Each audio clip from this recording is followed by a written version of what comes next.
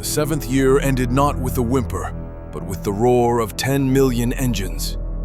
Paul stood on the precipice of the Canyon of Refuge. The air was thick with the smell of ozone and sulfur. Below him, stretching as far as the eye could see into the Valley of Megiddo, was the Iron Army. The beast system had emptied the 10 regions. Every drone, every tank, every sonic cannon, and every soldier capable of standing had been mobilized. They were a sea of black steel and bioluminescent armor, pulsing with the collective heartbeat of the artificial intelligence that controlled them. "It's the whole world," Leo whispered, standing beside Paul. The boy was 15 now, a warrior of the faith who had grown up under the pillar of cloud. "They really think they can fight God?" "They don't think they are fighting God," Paul said, adjusting his robe, the simple linen that had never worn out in 7 years. "They think they are fighting a virus. They think if they kill us, the sun will come back. They think they can reboot the universe." Sarah walked up to the line, holding the hand of an elderly woman who had arrived just days before. "The false Messiah is moving," Sarah said, pointing to the center of the valley. A floating platform, generating its own golden light, rose above the army. On it stood the being, the false Christ, flanked by the Pope and the 10 regional kings. The being's voice boomed across the psychic plane, vibrating in the teeth of every believer. "The eclipse of humanity ends today," the false Messiah declared. "We have cornered the darkness, fire at will, erase them from the timeline." The seventh bowl. Paul didn't flinch. He grabbed Sarah's hand. He grabbed Leo's hand. "It is done," Paul whispered.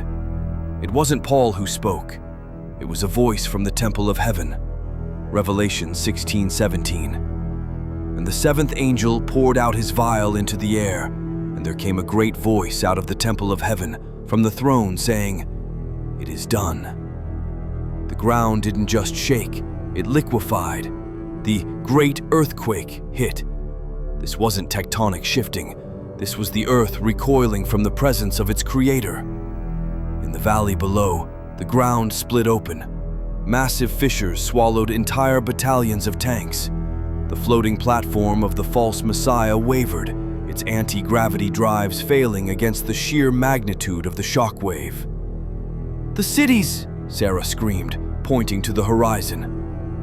In the distance, the skyline of Sector 7, the pride of the beast, the Tower of Babel rebuilt, collapsed. The skyscrapers fell like dominoes. The smart zones crumbled into dust. The islands fled away. The mountains were not found. Then the hail came. Stones the weight of a talent, 75 pounds, fell from the sky, crushing the advanced weaponry of the beast like tin cans. The sign. The darkness of the 6th year returned for a split second, absolute and terrifying. And then the east split open. It wasn't a sunrise. It was a rip in the fabric of space-time. A light appeared that made the false light of the Antichrist look like a dying ember. It was a light of such purity and intensity that the soldiers in the valley screamed and covered their faces. The sign of the Son of Man. He came on the clouds of heaven. He was not a holographic projection. He was hyper-real. The King of Kings, the Lord of Lords. The false Messiah, the being who had masqueraded as Jesus for a year, looked up.